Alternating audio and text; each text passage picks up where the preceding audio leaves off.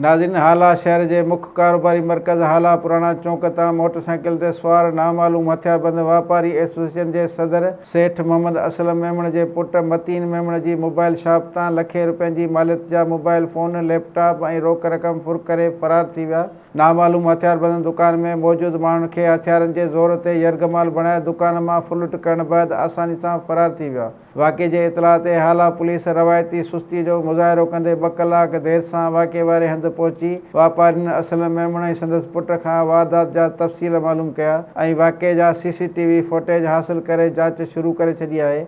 मुतासिर असलम मेमण ॿुधायो त नामालूम हथियारबंद दुकान में दाख़िल थी हथियारनि के ज़ोर ते दुकान में मौजूद माण्हुनि खे यरगमाल बणाए दुकान में पियल 5 लाख रुपया रोक ऐं 40 लाख खां मथे जी मालियत जा मोबाइल फोन ऐं लैपटॉप खणी फरार थी विया आहिनि। हिन जो वधीक चवणु हो त चोरनि ऐं फौरन शहरनि जो जीअण जंजाल करे छॾियो आहे। सरेआम हथियारनि के ज़ोर ते चोरियूं ऐं फुरूं मामूल बणियल आहिनि, जंहिंजे करे वापारी तबिको सख़्तु मुतासिर थी रहियो आहे। हिन IG Sindh, DIG Hyderabad, SSP Matiari खां मुतालबो कयो आहे त वाक़े में मुलविस जवाबदारनि ख़िलाफ़ कार्रवाई करे फुर थियल सामान वापसि करायो वञे। ॿी सूरत में हाला जे वापारियुनि तरफ़ां क़ौमी शाहराह ते धरणो हणी सख़्तु एहतिजाज कयो वेंदो।